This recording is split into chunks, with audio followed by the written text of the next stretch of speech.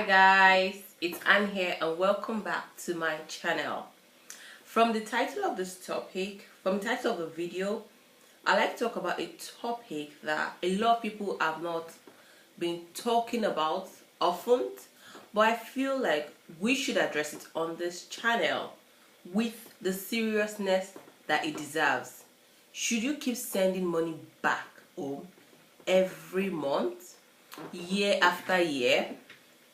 For a lot of people that are not Nigerians or are not Africans, I'm going to give you a background story to why Nigerians or Africans feel the need to send money. It's their duty to send money home every month. Bear in mind, it is an emotional topic. It is talking about, you're not just sending money home to charity, they're sending money home to family members. So it's an emotional topic, but it needs to be addressed. There are a lot of shortcomings attached to this sending money home, and we will talk about it one point after the other. I have noted a few points down. I have spoken to my friends and I've spoken to a lot of people that send money home, and I've heard their opinions, and it's from this conversation I've noted it down, the shortcomings attached to sending money home, and we'll talk about it. First of all, the background story to non-African is that because there is no social security, there is no benefit in Nigeria, a lot of family members rely heavily on Nigerians in diaspora. They rely heavily on Nigerians living in Europe, America, Canada, even Malaysia, or anywhere they're working and earning a living means, even South Africa. A lot of people have been duty bound to, take care of their parents in old age, during retirement. It's part of Nigerian culture. A lot of people also take care of their siblings, especially if they are the oldest in the family. They take care of siblings. They go so far to take care of uncles, children, cousins, niece, nephew. They take care of their own siblings' children. So people even stretch this further and take care of friends. So that is the background story. But if you're a Nigerian or an African that have sent money home over 10 years, 20 years, 5 years even, I want you to do something that is very important. Check the numbers. Sit down and estimate how much you've sent to this particular person. If you send money to 5 different people, sit down and estimate how much do you think you have sent over the past 10 years, 5 years, or 20 years. Check the numbers. Numbers don't lie. Then you understand the seriousness of this topic. Some people have sent over $10,000, euros, whatever currency, to Nigeria. And what is the purpose of this money? How much have you sent? Who have you sent it to? And how frequently have you been sending this money? You need to write it down so that what I'm saying will start to make sense. Right. And another thing I need to point out that is even much more concerning is that the people sending money home, they are not rich. They are average Joes, average working class people or middle class people. People that earn between $2,000 to $3,000 or pounds a month. People that need to work every month. They can't even take 6 months off without working for them to go on study leave or something. They need to work every month for them to maintain a certain lifestyle. So these people are not rich, they are not poor, but they are average people, putting people on payroll back in Nigeria. Right. Like I've mentioned, it is an emotional matter, and I'm not making this video to offend anybody. It's a disclaimer, but I want us to sit down, check the numbers, and think about it seriously.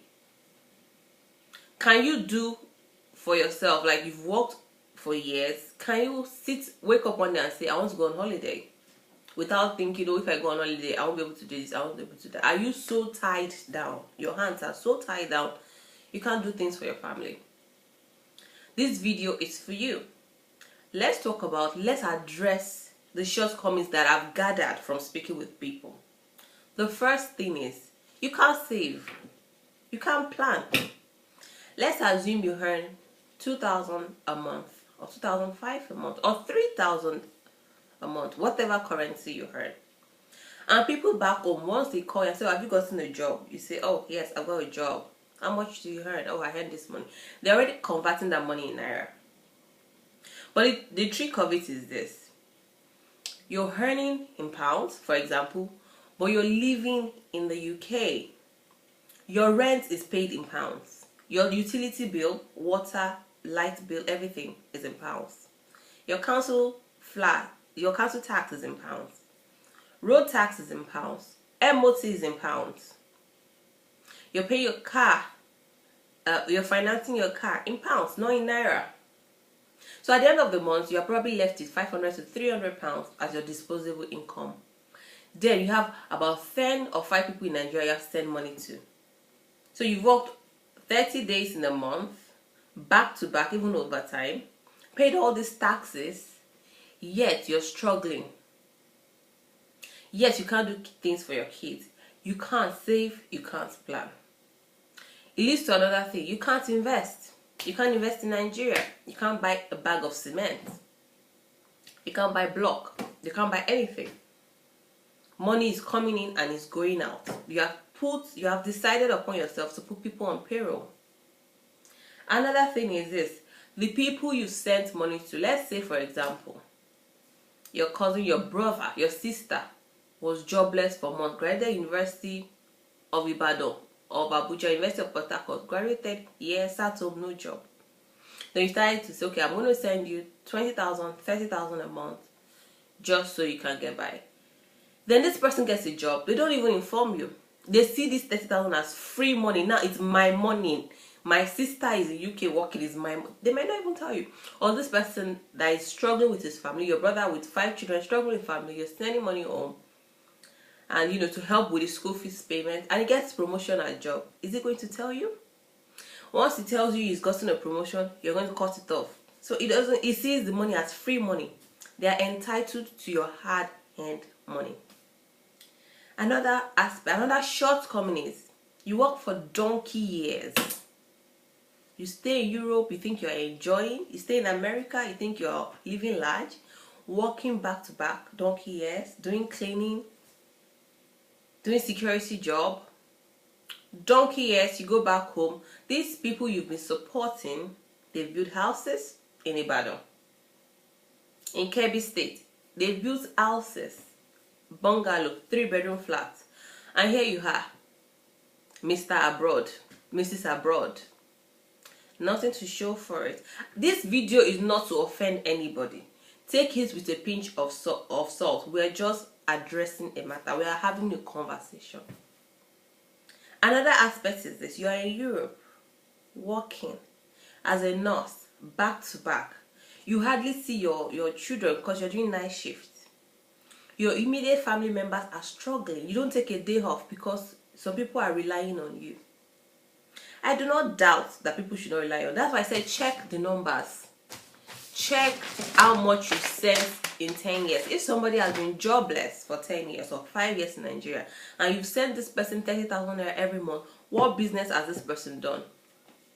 Check the numbers. Numbers don't lie. I'm not saying you should not help, but these people should not see money as, your family members should not see money as free money. They should use it wisely, because you cannot work like that. Or maybe if you feel like you can work like this, you're working as a nurse. Over time, your own kids are struggling to see you. Sometimes you're back home from work, either they're in school or they're in bed sleeping. Another aspect is, once you decide that, you know what, I've sent you money for this many years, I can't do it anymore, they cut you off. Oh, you've wronged them. Oh, you've done something that has pained them in their bone. They cut you off. You've cut off their source of money. Basically, you're an ATM machine dishing out money from time to time. There's one thing you need to think about. Are you planning for your old age? Are you going to continually work like this? Or when you get your retirement money, you're still going to be dishing it out left, right, center? Are you planning for your own old age? I'm not saying you shouldn't support your family, But check the numbers. If you sending money home for 5 years, 10 years, they need to tell you what they've been doing with it. You understand? Now, a lot of people say, oh, my family, they don't do this. They are precious. They would never, have they sent you anything since you've been abroad? Now, there's a test I want you to try. Call them and say, oh, you've lost your job for 4 months. You can't pay rent. They should send you 100,000 naira. They should send you 100,000 naira every month for 3 months. Now, let's see if they will pick your next call. Would they return the favor? Would they send you money to support you? Because that's what you've been doing. You've been supporting them. Your family is different. Your family is not the same. Well, good for you. I'm happy to hear that. But we need to talk about this matter. In the chat box, people should tell me their experiences, if it has worked well for you.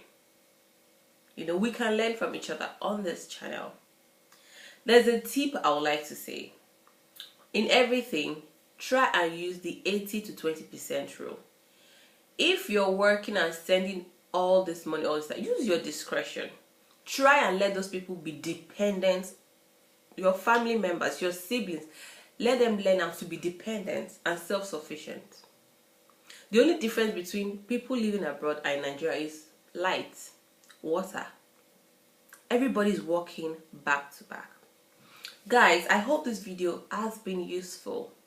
I hope it has made you sit down and think about things in new ways.